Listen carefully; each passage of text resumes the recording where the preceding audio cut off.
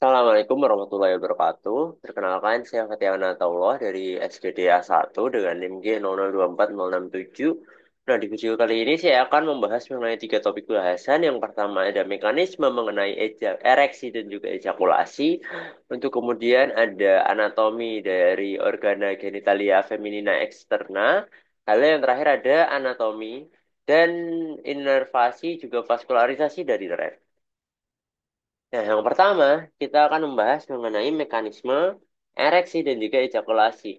Nah, jadi yang pertama kita definisikan dulu, ereksi. Ereksi itu merupakan proses saat penis itu menegang dan juga dia bisa membesar. Kenapa bisa demikian? Nah, jadi alurnya itu seperti ini. Pertama, ada stimulus. Nah, stimulus ini dia bisa berasal dari pikiran kita. eh, Misal kita membayangkan sesuatu yang memicu gairah seksual, dan nanti dia akan diproses di otak, tepatnya di hipotalamus, di nukleus paraventricularis, di hipotalamus dan juga hipofisis. Nah, di sana itu nanti kita bisa memproses juga. Jadi misal kita melihat sesuatu yang memicu gairah seksual juga, atau mendengar atau mencium sesuatu, itu nanti juga bisa diproses itu. Nah, hasil pemrosesannya, dia nanti menghasilkan impuls yang mengaktifasi serabut parasimpatis. Ingat, serabut parasimpatis. Yang berada, jadi nanti impulsnya akan dibawa ke serabut parasimpatis yang ada di segmen sakral 2 sampai 4. Nah, stimulusnya nggak cuma berasal dari situ aja. Jadi kita punya stimulus yang berasal dari somatis, dari si penis. Jadi nanti ada semacam sentuhan atau somatis itu nanti akan dibawa oleh nervus dorsalis penis sama ke segmen lumbar, segmen sakral 2 sampai 4 yang mana itu kan serabut parasimpatis. Nah, setelah dibawa ke situ, dia nanti akan diproses. Sinyal tersebut akan diproses untuk kemudian disalurkan lagi. Dihasilkan efektornya dibawa oleh serabut efrennya, yaitu nervus ergentes. Nah, hasil impulsnya itu dia nanti akan dibawa ke penis lagi. Nah, di penis dia itu nanti akan merelaksasi otot-otot yang ada di penis. Setelah dia relaksasi, dia nanti juga akan eh, membuat arteri yang ada di penis itu vasodilatasi. Nah, kita lanjut ke anatomi si penisnya dulu. Nah, jadi apabila anatomi penis itu dipotong secara melintang, dia nanti akan terlihat seperti ini. Di sini ada dua corpora cavernosa, di mana di corpora cavernosa ini terdapat arteri profunda penis. Yang mana arteri profunda penis ini nanti akan bercabang lagi di dalam si corpora cavernosa ini membentuk arteri Hallucinae. Nah, dia arteri Hallucinae ini dia nanti akan mengisi. Nah, di corpora cavernosa ini dia terdapat ruang juga. Jadi di sini ada ruang, ada ruang, ada ruang, ada ruang itu namanya caverne. Nah, si arteri Hallucinae ini nanti akan mengalirkan darah untuk mengisi si caverne. Nah, tadi kan udah dibawa oleh serabut Arigentes. Selain dia membuat otot-otot polos yang ada di penis ini relaksasi, dia nanti akan membuat vasodilatasi arteri yang ada di penis. Nah, kalau arterinya vasodilatasi, akibatnya apa? Akibatnya aliran darah yang dari jantung itu nanti akan semakin banyak. Nah, dia kan aliran darahnya banyak menuju penis.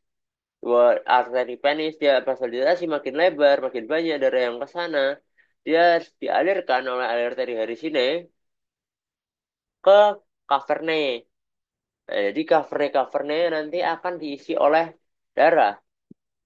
Nah, dengan diisinya kaverne oleh darah, penisnya nanti akan semakin melebar. Nah, saat dia melebar ini, yang bagian dalamnya kan juga melebar.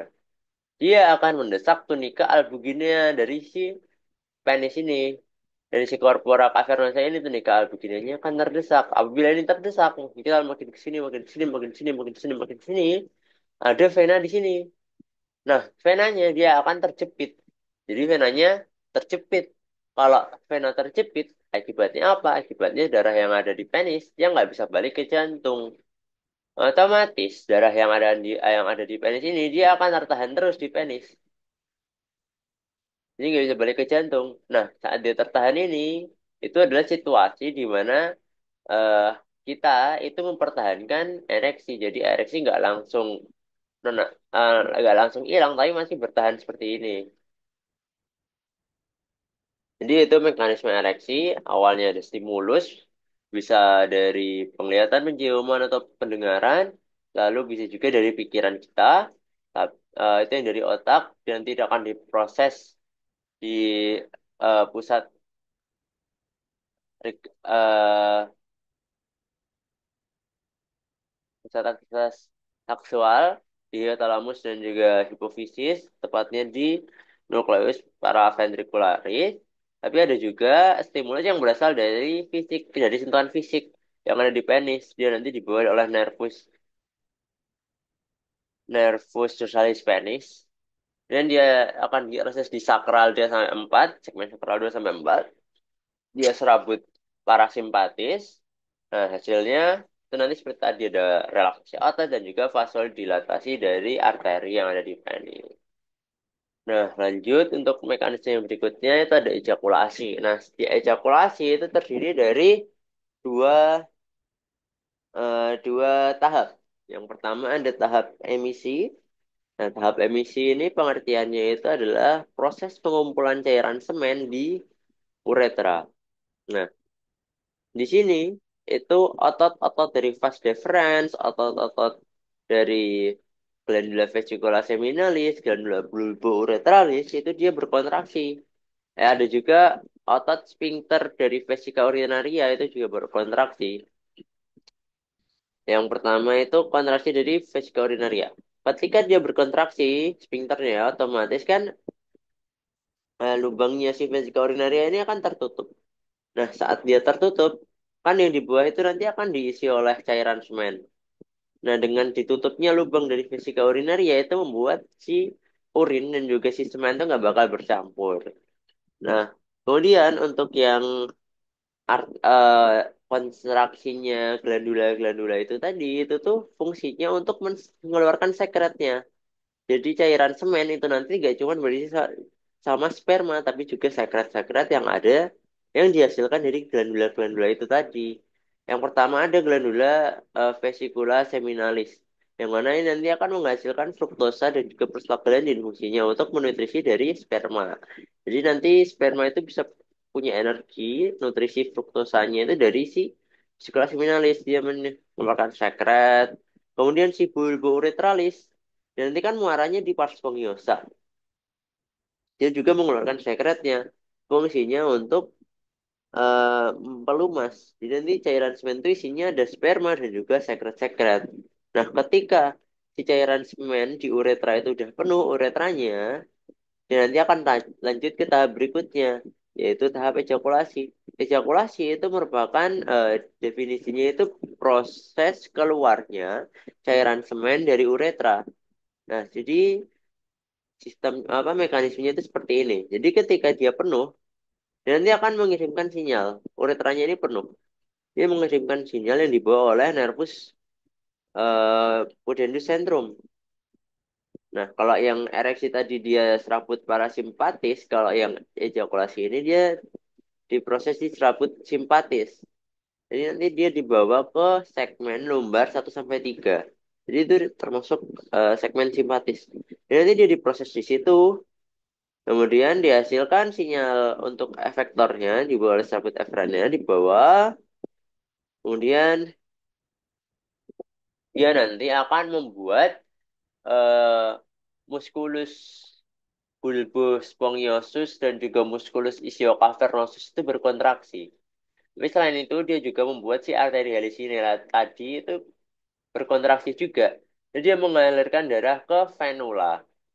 Kemudian si ototnya tadi itu berkontraksi sehingga dia membantu secara mekanis dia mendorong si cairan semen itu bisa keluar dari uretra dan terjadilah proses ejakulasi. Seperti itu. Jadi kalau yang ereksi tadi dia parasimpatis di segmen sakral 2 sampai 4, kalau ejakulasi itu dia simpatis di segmen lumbar 1 sampai 3 di prosesnya. Oke, kemudian kita lanjut ke soal nomor 2, yaitu anatomi dari organa genitalia feminina yang eksterna. Jadi organa genitalia feminina atau OGF ini dia dibagi jadi eksterna dan juga interna. Nah, yang eksterna itu yang nampak dari luar. Nah, dapat lihat di preparat yang ada di soal ini terlihat kalau yang ya ini yang tampak kalau kita mengamati dari organa genital dari feminin. Dan nanti akan terlihat seperti ini. Lanjut ke sini. Nah, di sini itu ada mons pubis, rambut-rambut di uhis, yang dia itu berada di depan os pubis. Di depannya os pubis, sama benar. Nah, kemudian di di organ genital ini itu terlihat ada semacam bibir. Nah, disebut apa bibirnya ini? Disebut dengan labia mayor. Ada yang besar ini. Yang ini itu disebut labia mayor, dia itu homolog dengan skrotum kalau di pria. Nah, tapi kalau skrotum dia itu akan menyatu, dia di tengahnya akan terbentuk garis yang namanya rapes skrotis, sedangkan kalau di wanita dia nggak menyatu. Nah, tapi dia ada semacam titik penyatuannya, itu ada di anterior dan juga di posterior, namanya komisura. Kalau yang di belakang komisura labiorum posterior, kalau yang di depan komisura labiorum anterior. Nah, di sini itu juga ada semacam bibir yang kecil. Yang di sini itu semacam bibir yang kecil, namanya labium minor. Nah, si labium minor ini yaitu kan punya semacam penyatuan juga. Nah, yang di belakang ini itu namanya frenulum labiorum pudendi. Lalu ada yang namanya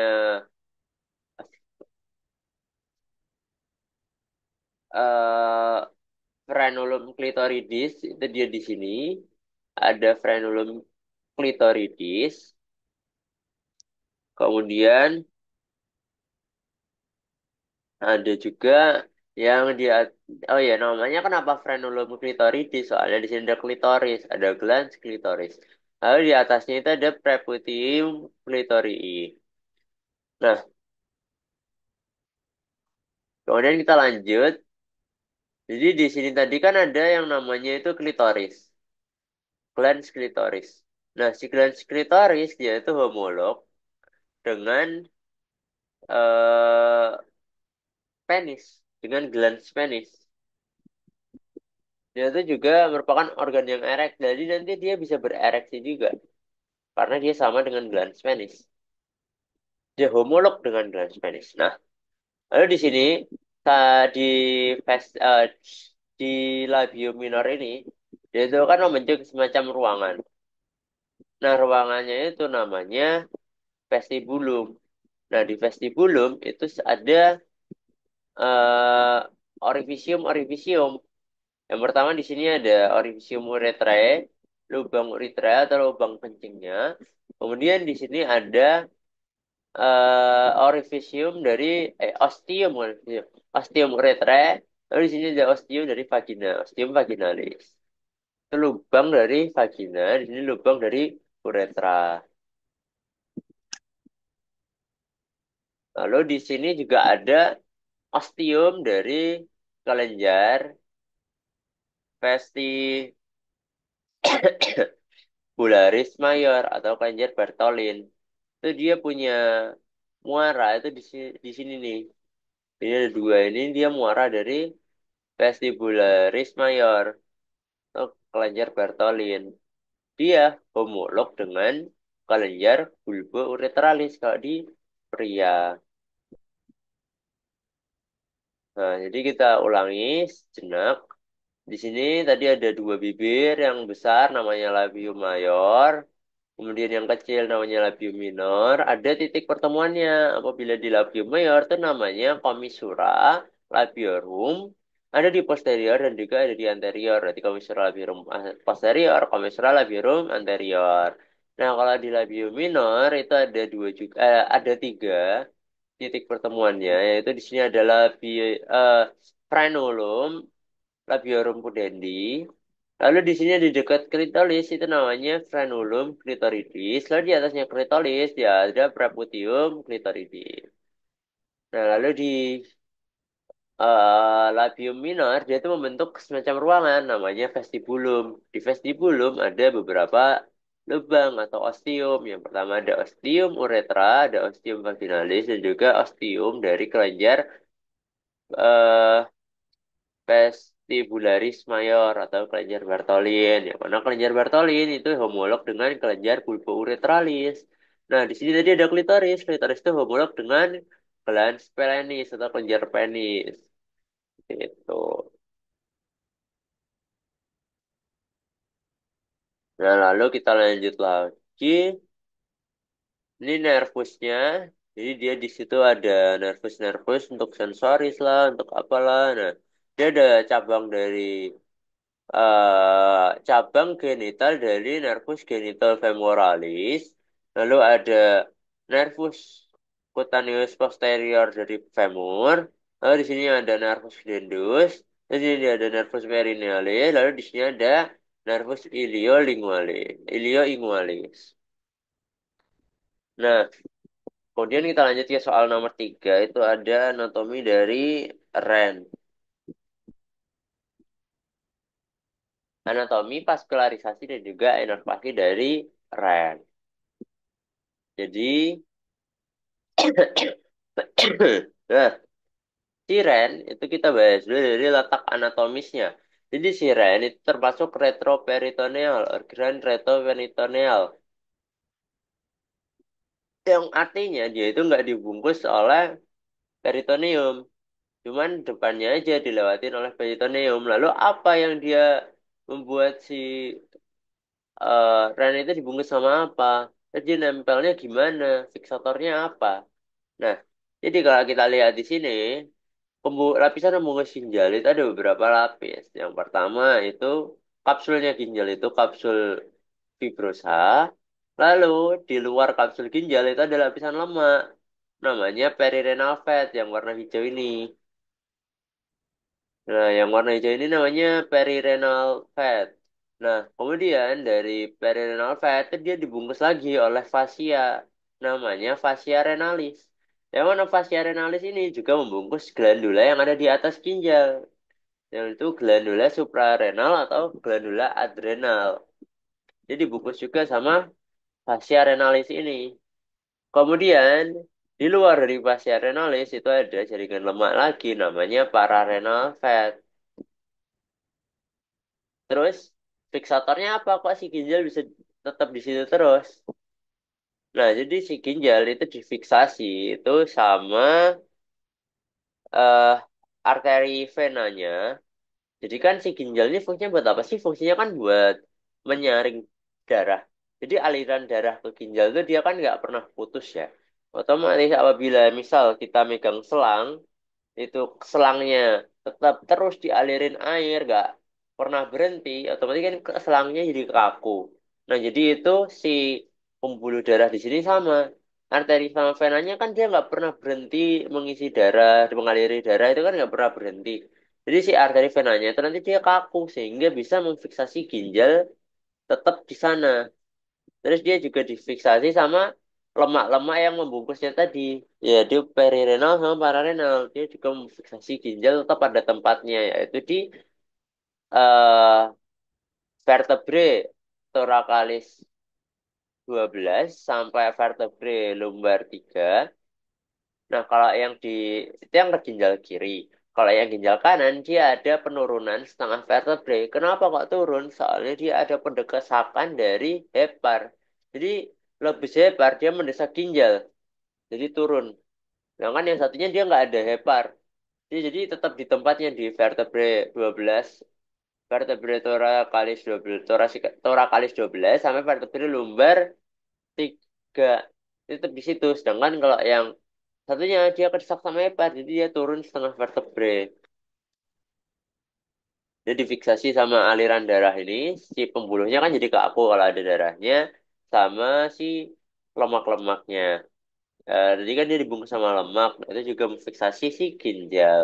Kemudian bagian-bagiannya ginjal itu dia dibagi jadi ada polus. Polus ginjal ada yang polus superior sama inferior. Kemudian ada fasia ginjal. Fasia kan permukaan. Ada permukaan yang anterior yang di depan dan juga ada permukaan yang di posterior. Nah, terus selain itu ada margo. Margo itu tepi. Ada tepi yang medial, ada tepi yang lateral. Nah, di tepi yang lateral dia kan isinya dia cuma lengkungan gini. Sedangkan kalau yang di medial itu ada celah. Nah, celahnya ini namanya hilum renalis. Kemudian hilum renalis di dalamnya akan melebar. Dia melebar menjadi sinus renalis. Nah, celahnya itu nggak kosong, tapi dia diisi. Diisi ada arteri renalis yang masuk, lalu ada vena renalis yang keluar, lalu ada juga pelvis renalis, yaitu asal dari ureter. Jadi di pelvis renalis dia nanti akan bercabang menjadi kalix mayor, lalu kalix mayor akan bercabang lagi menjadi kalix minor. Nah, kalix minor itu nanti fungsinya untuk menampung urin. Jadi si ginjal kan nanti akan menyaring darah. Oke, kita masuk ke arteri ginjal dulu ya. Jadi arterinya si ginjal, vaskularisasi si ginjal itu dia arterinya berasal dari aorta abdominalis. Nah, setelah itu dia akan bercabang jadi arteri renalis kan. Ada renalis dextra dan juga sinistra. Nah, kemudian dari arteri renalis dia akan masuk ke lobus ginjal. Jadi di sini itu ginjal itu dibagi jadi lobus-lobus lagi. Nah, dia akan jadi arteri, belum deh. Dia nanti akan setelah masuk itu, dia nanti akan dibagi menjadi dua. Ada yang ke anterior dan juga ada yang ke posterior. Namanya jadi arteri segmentalis. Kemudian arteri segmentalis itu akan masuk ke lobus menjadi arteri lobaris. Nah, setelah itu arteri lobaris akan berjalan di antara lobus ginjal ini. Jadi di sini tuh ada kolom, dia nanti akan berjalan situ. Namanya arteri interlobaris.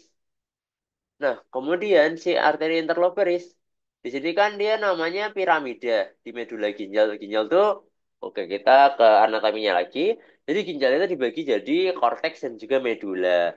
Nah, di medula itu ada namanya piramid renalis yang dibatasi nanti sama kolom renalis yang tadi yang dimasukin sama arteri interlobaris tadi.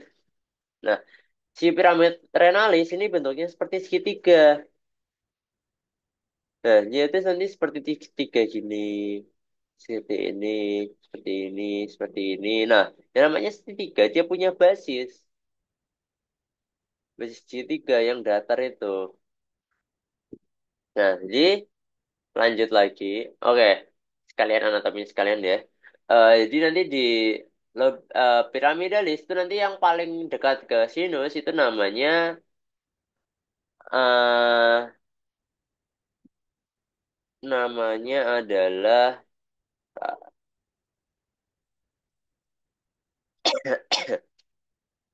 ada papilla renalis. Jadi di sini itu nanti akan ada papilla renalis. Nah, di papilla renalis itu ada foramina. Ada lubang-lubang banyak. Itu namanya foramina papilla renalis. Nah, terus foramina papilla renalis itu lubang-lubang punya buat apa? Buat lewat si urin. Nah, kita balik lagi. Urinnya nanti akan masuk ke kalix. Kalix minor, lalu lanjut ke kalix mayor, kemudian lanjut ke pelvis, kemudian lanjut ke ureter. Nah, kok bisa jadi urin sih? Nah, kita balik lagi ke arterinya. Jadi kan tadi arteri itu sampai ke interlobaris. Nah, di interlobaris tadi kan dia akan berjalan ke basis dari piramid ini. Dia akan berjalan ke basis piramid, namanya berubah jadi arteri arcuata. Arteri interlobaris terus jadi arteri arcuata berjalan di basis renalis. Kemudian dia akan mengalir masuk ke korteks. Nah, saat mengalir masuk ke korteks itu namanya jadi arteri interlobularis. Di si arteri interlobularis ini kan dia masuk ke korteks. Nah, lalu dia nanti akan bercabang lagi jadi arteriol afferent. Kemudian arteriol afferent itu nanti akan masuk ke glomerulus untuk kemudian darah yang di bawah itu disaring oleh glomerulus. Kemudian dia darah yang nggak disaring, yang sisanya dia itu lanjut ke arteriol efferent.